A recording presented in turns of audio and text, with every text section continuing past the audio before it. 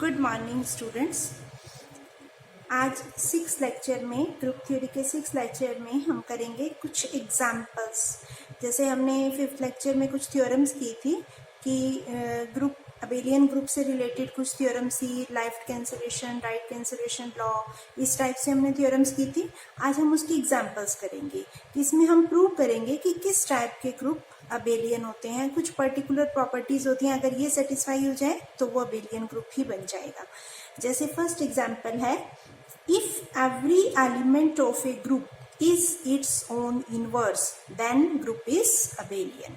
मतलब अगर किसी ग्रुप में हर एलिमेंट अपने इनवर्स के इक्वल है, that is A equal to A inverse for all A belongs to G। अगर कोई ग्रुप ऐसा है such that every element is its own inverse, मतलब A equal to A inverse, तो प्रूव क्या करना है? G is abelian.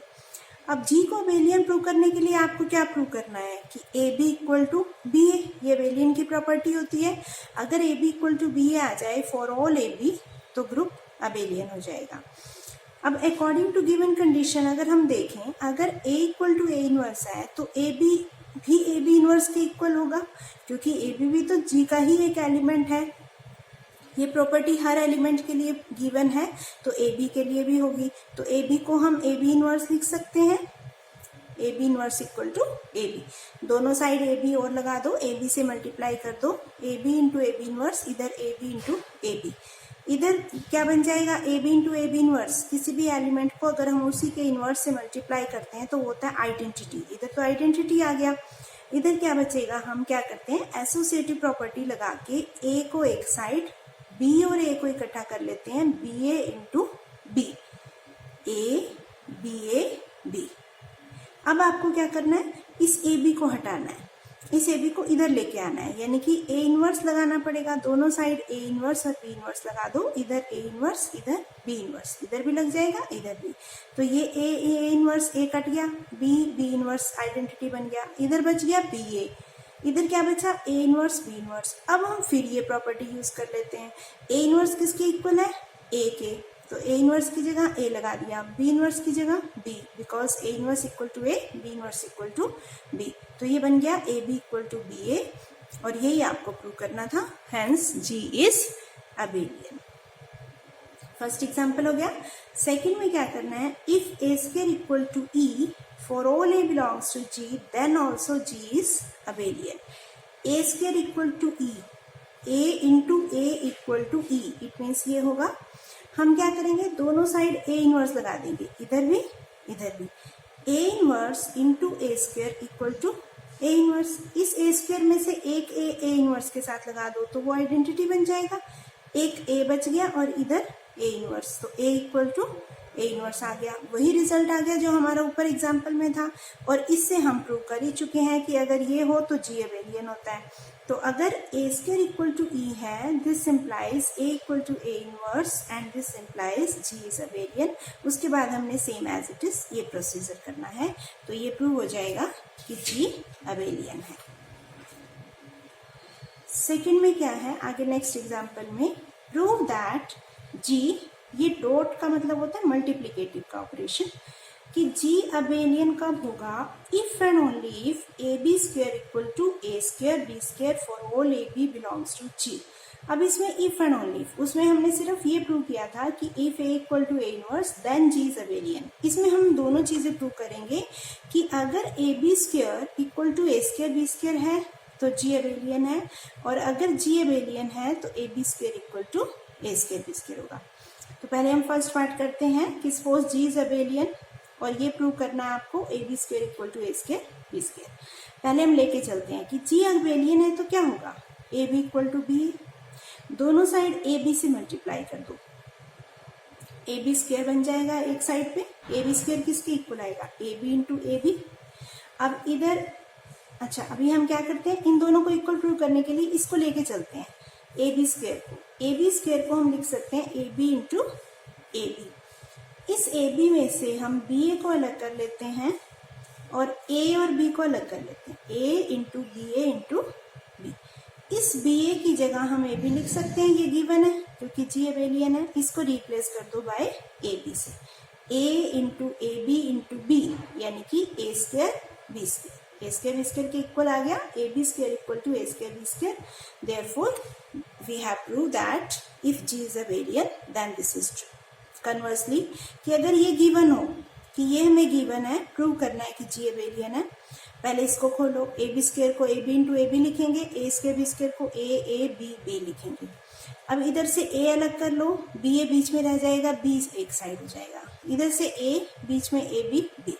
इस ए और बी को हम लेफ्ट कैंसिलेशन और राइट कैंसिलेशन लॉ से काट सकते हैं, या फिर आप ए इनवर्स बी इनवर्स लगा के इनको काट सकते हो. किसी भी तरह से हम, दोनों साइड सेम आ गया तो दोनों साइड ए इनवर्स लगा दो, इधर बी इनवर्स लगा दो, इधर बी ए बच जाएगा, इधर ए बी, तो प्रूव हो गया जी इज अबेलियन. क्लियर, दोनों चीजें प्रूव कर दी. अगर जी अबेलियन है तो ये ट्रू है, ये ट्रू है तो जी अबेलियन है. इफ एंड ओनली इफ हो गया. नेक्स्ट एग्जांपल है if g is abelian then ab raised to power n is a की n b की n. मतलब ये सिर्फ हमने पावर 2 के लिए प्रूव किया था. अगर अबेलियन है तो ये 2 के लिए ट्रू है, ट्रू के लिए ट्रू है तो अबेलियन है. बट अगर n के लिए करना हो तो सिर्फ हम a की साइड से प्रूव करेंगे कि अगर g अबेलियन है तो ab raised to power n a की n b की n के इक्वल होगा for all n belongs to z. z होता है integer and ab belongs to g. तो इसका प्रूफ कैसे करेंगे हम, कि इसको हम मैथमेटिकल इंडक्शन से करेंगे. प्रिंसिपल ऑफ मैथमेटिकल इंडक्शन आपने छोटी क्लासेस में पढ़ा होगा.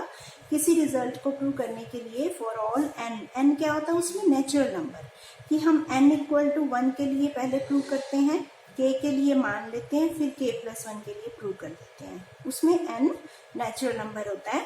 उसके लिए अगर प्रूव करना हो तो प्रिंसिपल ऑफ मैथमेटिकल इंडक्शन लगाते हैं.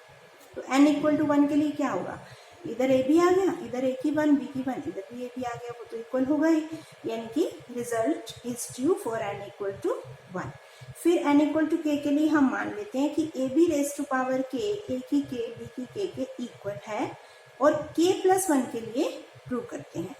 तो k प्लस 1 से हम स्टार्ट करते हैं कि a b raise to power k plus 1 क्या होगा. अब यहाँ क्या करना है आपको, a b raise to power k plus 1 को ए b raise to power k into A b, एक पावर अलग करके लिखना है. ये ध्यान रखना है, a b raise to power k into A b. अब ये जो इस a b raise to power k को हम रिप्लेस कर सकते हैं बाय ए की k बी की k, क्योंकि हम मान के चल रहे हैं result is true for n equal to k, कि अगर k पावर है उसको हम सेपरेट कर सकते हैं, तो इसकी जगह हम ये लिख देते हैं. क्लियर. अब इसमें से ए की k को अलग कर लो, बीच वाली दोनों टर्म्स को इकट्ठा कर दो, इसको बाहर लिख लो. ए की k बी के a इंटू बी, ये बन गया. ये आ गया आपके पास. ये जो बीच वाली टर्म थी b की k a, इसकी जगह हम a इंटू बी की k कर देंगे. इसको लिख देंगे a की k a इंटू बी की k. ये क्यों किया, because given g is abelian. g कैसा था, g is abelian, therefore we can write, जैसे ए बी को बी ए लिखते हैं, आपस में एक्सचेंज कर सकते हैं, कम्यूट करते हैं. ये ए को इधर लिख दिया, इसको इधर लिख दिया, तो ये बन गया ए की k a बी की k b, यानी कि a की k प्लस 1 और b की k प्लस 1. तो रिजल्ट ट्रू हो गया for n is equal to k plus 1. मतलब by principle of mathematical induction we can say the result is true for all n belongs to capital N natural number. You can also say n is positive integer then result is true. अब आपका integer prove करने के लिए कि integer के लिए भी result true है, दो केसेस रह गए कि अगर n 0 हो और नेगेटिव इंटीजर हो. पॉजिटिव के लिए प्रूव कर दिया, 0 के लिए कर देंगे, और नेगेटिव इंटीजर के लिए तो फॉर ऑल इंटीजर हो जाएगा. तो ए बी की पावर 0 आइडेंटिटी होता है, ए की 0 भी आइडेंटिटी होता है, बी की 0 भी आइडेंटिटी होता है, यानी कि दोनों साइड आइडेंटिटी आ गया, इसलिए ये दोनों इक्वल हो गए. 0 के लिए रिजल्ट ट्रू हो गया. फिर हम आ जाते हैं case third, when n is negative integer. Negative integer के केस में हम n को मान के चलते हैं, let n is equal to -m, फिर m इज पॉजिटिव, कि अगर m पॉजिटिव है उसके साथ माइनस लगा दिया तो नेगेटिव बन जाएगा, n अगर नेगेटिव है. अब आ जाते हैं हम a b raise to power n से हम स्टार्ट करते हैं. A b raise to power n को ए बी की पावर माइनस एम लिखेंगे because n is equal to minus m. अब यहाँ आपको क्या करना है, एम को अंदर करना है, माइनस वन को बाहर। एम को अंदर कर दिया, माइनस वन को बाहर ले गए। एम पॉजिटिव है और पॉजिटिव के लिए हम ये रिजल्ट प्रूव कर चुके हैं कि ए बी की पावर एम को हम ए की एम बी की एम लिख सकते हैं। तो एम में हम ये चेंज कर सकते हैं, इसको कर दिया। अब इन्वर्स लगा दो। इन्वर्स लगाने से पहले अबेलियन की प्रॉपर्टी लगा के इसको आगे इसको पीछे लिख लो। ये ध्यान रखना, चाहे आप बाद में कर लो चाहे पहले कर लो, ये आप कभी भी कर सकते हो कि ए की एम बी की एम को हम बी की एम ए की एम लिख लेंगे, क्योंकि इन्वर्स लगाते ही वो उसकी पोजीशन चेंज हो जाएगी, इसलिए हम पहले ही पोजीशन चेंज कर लेते हैं। बी की एम ए की एम, अबेलियन की प्रॉपर्टी लगा दी, फिर इन्वर्स खोला। तो जब हम इन्वर्स खोलेंगे तो ए की एम का इन्वर्स पहले आएगा, बी की एम का इन्वर्स बाद में, यानी कि ए की माइनस एम बी की माइनस एम, और माइनस एम को आप एन लिख सकते हो। तो ये बन गया ए की एन बी की एन। ए बी की पावर एन इज ए की एन बी की n for all n belongs to z, क्योंकि नेगेटिव के लिए भी हो गया और जीरो के लिए भी और पॉजिटिव के लिए भी। Therefore result is true for all n. Next example is, ये इंपॉर्टेंट एग्जाम्पल है, if a group G has 4 elements show that it must be abelian। ये आप पहले भी कर चुके हो कि 1 एलिमेंट का abelian होता है, 2 एलिमेंट्स का होता है, 3 का होता है। अब हम करेंगे 4 एलिमेंट्स का, अगर कोई सेट है, ग्रुप है, तो वो abelian होगा। कैसे होगा, हम लेके चलते हैं। Let G be a group of 4 elements। G is equal to E A B C। 4 elements identity जरूरी है, उसमें एक आइडेंटिटी एलिमेंट होगा, 3 और एलिमेंट्स हैं, उसको आप x y z a B c कुछ भी ले सकते हो। हमने मान लिया ए बी सी, 3 एलिमेंट्स और हैं। अब क्या होता है कि हर ग्रुप में एक इन्वर्स, हर एलिमेंट का इन्वर्स जरूर होता है, ठीक है। आइडेंटिटी का इन्वर्स आइडेंटिटी ही होता है, यानी कि ये एक ऐसा एलिमेंट है जो अपना इन्वर्स के इक्वल होता है। We know that every element has its inverse in g and identity is its own inverse. उसके बाद बच गए आपके पास 3 एलिमेंट्स। ये ध्यान से देखना, अगर इन 3 एलिमेंट्स में एक एलिमेंट दूसरे का इन्वर्स है तो वो उसका इन्वर्स होगा, यानी कि जो भी 2 एलिमेंट्स होंगे आपस में एक दूसरे के इन्वर्स होंगे, वो पेयर्स में होंगे। कि अगर ए का इन्वर्स बी है तो ऑटोमेटिकली बी का इन्वर्स ए होगा, तो ए बी का एक पेयर बन गया। अगर बी का इन्वर्स सी है, सी का इन्वर्स बी होगा, तो सी बी का पेयर बन जाएगा। तो जो भी एक दूसरे के इन्वर्स होंगे वो आपस में पेयर्स में होंगे, यानी कि एक एलिमेंट ऐसा बच जाएगा जो इनमें से तो किसी का इन्वर्स हो नहीं सकता, क्योंकि इसका इन्वर्स ये, इसका इन्वर्स ये इसका इन्वर्स है। तो एक एलिमेंट ऐसा बच जाएगा जो अपना ही इन्वर्स होगा। हो सकता है एक से ज्यादा भी हो, बट एटलीस्ट, तो at least 1 element in G must be its own inverse, क्योंकि आइडेंटिटी को निकालने के बाद आपके पास ओड नंबर ऑफ एलिमेंट्स बच जाते हैं और जो इन्वर्स होते हैं वो पेयर्स में एग्जिस्ट करते हैं। इसलिए एक एलिमेंट ऐसा होगा जो अपने इन्वर्स के इक्वल होगा। तो रैंडमली हम मान लेते हैं कि ए ऐसा है जो अपने इन्वर्स के इक्वल है, ए इक्वल टू ए इन्वर्स, और बाकी अगर हो सकता है ये पेयर्स में हो सकता है अपने इन्वर्स के इक्वल हो, ठीक है। तो आप बी को, सी को, किसी को भी ले सकते हो। हमने मान लिया कि ए इक्वल टू ए इन्वर्स है। अब 2 केसेस हो जाएंगे कि अगर ए तो ए इन्वर्स के इक्वल आ गया, अगर बी का इन्वर्स सी है तो अलग केस बनेगा, बी का इन्वर्स बी है तो अलग केस बनेगा। तो केस हम फर्स्ट मान लेते हैं बी अपने इन्वर्स के इक्वल है। हो सकता है बी भी अपने इन्वर्स के इक्वल हो। If b equal to b inverse तो सी रह गया, सी भी अपने इन्वर्स के इक्वल होगा, सी तो इनमें से किसी का हो ही नहीं सकता। ये भी अपने इन्वर्स के इक्वल है, ये भी, तो ये भी अपने इन्वर्स के इक्वल होगा, यानी कि every element is its own inverse. तो हमने फर्स्ट एग्जांपल में किया था that implies g is abelian, तो उससे तो जी अबेलियन हो ही जाएगा जो हमने प्रूव करना था। फिर हम केस सेकंड लेके चलते हैं कि अगर बी इन्वर्स के इक्वल नहीं है तो बी का इन्वर्स सी के इक्वल होगा। बी इन्वर्स इक्वल टू सी और सी इन्वर्स बी के इक्वल हो जाएगा, ठीक है। बी का अगर इन्वर्स सी है तो सी का इन्वर्स बी होगा। उस केस में अगर हम दोनों साइड बी से मल्टीप्लाई करें तो बी सी आइडेंटिटी आ गया, सी से करेंगे तो c b equal to identity. B c और सी बी तो आइडेंटिटी आ गई, बी सी और सी बी दोनों इक्वल आ गए, ठीक है। और ए इक्वल टू ए इनवर्स है, ए स्क्वायर इक्वल टू आइडेंटिटी है। बट हम प्रूव क्या करना चाह रहे हैं कि G अबेलियन है। To prove G is abelian, we have to prove that AB equal to BA for all A, B belongs to G. इसको प्रूव करने के लिए हम एक कॉम्पोजिशन टेबल बना लेते हैं। आपको पहले भी कॉम्पोजिशन टेबल बनानी सिखाई थी। फाइनाइट ग्रुप के केस में हम कॉम्पोजिशन टेबल बना के करते हैं। अगर हम इसमें हर एलिमेंट की दूसरे के साथ मल्टीप्लिकेशन निकाल लें, फिर हम रोज और कॉलम चेक कर लेते हैं कि अगर रोज कॉलम कॉरेस्पॉन्डिंग सेम है तो वो अबेलियन हो जाता है। इसमें हमने क्या क्या निकाल लिया, अब EABC लिखा इधर, EABC। अब देखो कैसे बनाते हैं, E को सबसे मल्टीप्लाई करो, एज इट इज रहेगा। इधर E को सबसे मल्टीप्लाई करो, ये एज इट इज लाइन आ जाएगी, E का E, A का A, B का B, C का C। और हम क्या निकाल चुके हैं कि A equal to A inverse है, तो A इंटू A यानी कि A स्क्वायर इज आइडेंटिटी। और हम निकाल चुके हैं B equal to C inverse यानी कि C into B identity and B into C identity. ये हम तीनों चीजें निकाल चुके हैं, वो हमने फिल कर दी। अब रह गए आपके पास ये 6 कॉलम्स निकालने, यानी कि A इंटू बी क्या है, A इंटू सी क्या है, B इंटू बी क्या है, B इंटू ए क्या है, और C इंटू ए क्या है, C इंटू सी क्या है, B इंटू बी क्या है। मतलब ये चीजें आपको निकालनी है। 1 बाय 1 हम इनको निकालेंगे। पहले हम निकालते हैं ए बी की वैल्यू देखते हैं क्या क्या हो सकती है। A इंटू बी, ये वैल्यू निकालने के लिए A इंटू बी क्या क्या हो सकता है, क्या A B आइडेंटिटी हो सकता है। देखो अगर A B equal to identity हुआ तो B को हम B इनवर्स लगाएं दोनों साइड, तो A equal to B inverse हो जाएगा, जो कि नहीं है क्योंकि A का इनवर्स तो A के इक्वल है, B का इनवर्स C के इक्वल है, B का इनवर्स A के इक्वल नहीं है, इसलिए A B आइडेंटिटी नहीं हो सकता। फिर आ जाता है कि अगर A B equal to A है तो A कट गया तो B आइडेंटिटी हो जाएगा, ये भी नहीं है।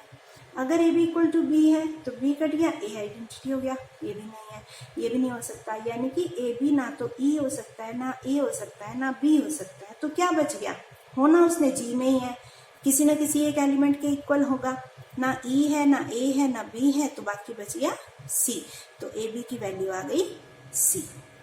Similarly we can find B into A। तो अगर A B इनमें से किसी के इक्वल नहीं है तो बी ए भी नहीं होगा, तो बी ए की वैल्यू भी सी आ जाएगी। ए बी और बी ए आ गए सी। उसके बाद आते हैं हम ए सी और सी ए। ए सी को भी ऐसे ही देखेंगे, क्या वो आइडेंटिटी हो सकता है, नहीं हो सकता क्योंकि सी का इनवर्स ए के इक्वल नहीं है, वो तो बी के इक्वल है। तो ना आइडेंटिटी हो सकता है, ना सी हो सकता है, ना ए हो सकता है। तो ए सी की वैल्यू बी आ जाएगी और सी ए की वैल्यू भी बी आ जाएगी। आपके पास ए बी आ गया, ए सी आ गया, बी ए आ गया, सी ए आ गया। अब रह गया बी स्क्वायर और C square. In last to find B square and C square. उसके लिए हम ये रिजल्ट यहाँ से लेके चलेंगे कि अगर बी ए इक्वल टू सी है, दोनों साइड सी से मल्टीप्लाई कर दो, सी इंटू बी ए सी स्क्वायर हो जाएगा, सी बी को इकट्ठा कर दो, सी बी इंटू ए सी स्क्वायर हो गया। और सी बी आइडेंटिटी है, ये हम पहले प्रूव कर चुके हैं, सी बी इज आइडेंटिटी। तो सी बी की जगह आइडेंटिटी रख दो, तो सी स्क्वायर की वैल्यू आ गई ए, सी स्क्वायर आ गया A. Similarly B square is A, B square की वैल्यू भी आ गई और सी स्क्वायर की वैल्यू भी आ गई। सारी वैल्यूज हमने निकाल ली और ये वैल्यूज हम वापस कॉम्पोजिशन टेबल में पुट कर देंगे, तो ये न्यू टेबल बन गया अब हमारा। अब इस टेबल में देखो आप कि रोज और कॉलम सेम होने चाहिए। जैसे first row E A B C, second row A E C B, B C A E, B C A E, C P E A, C B E. Rows और column same है, it means ये commutative property को satisfy कर रहा है, यानी कि जी abelian है। हम डायरेक्ट लिख सकते हैं, from composition table we observe that g is abelian. Clear? Now last example is 6th example. If G is a group, solve the equation AXA equal to B in G. बहुत simple question है। x की value निकालनी है a b की form में। आप क्या करोगे, एक बार ए इनवर्स इधर लगा देंगे इस ए को हटाने के लिए, इधर ए इनवर्स लगाया, बी ए इनवर्स आ गया, इधर आइडेंटिटी बन गया। फिर इस ए को हटाने के लिए इधर ए इनवर्स लगा दिया, ए इनवर्स से आइडेंटिटी हो गया, इधर A inverse B A inverse. तो x की वैल्यू आ गई A inverse B A inverse. इस टाइप से आप कोई भी इक्वेशन सॉल्व कर सकते हैं। This is the solution of given equation in G, क्योंकि ये भी जी में है, ये भी जी में है, ये भी जी में है। तो ये सारे एग्जाम्पल्स हो गए हमारे। इससे रिलेटेड आप क्वेश्चंस ट्राई कर सकते हो, बाकी हम नेक्स्ट लेक्चर में करेंगे।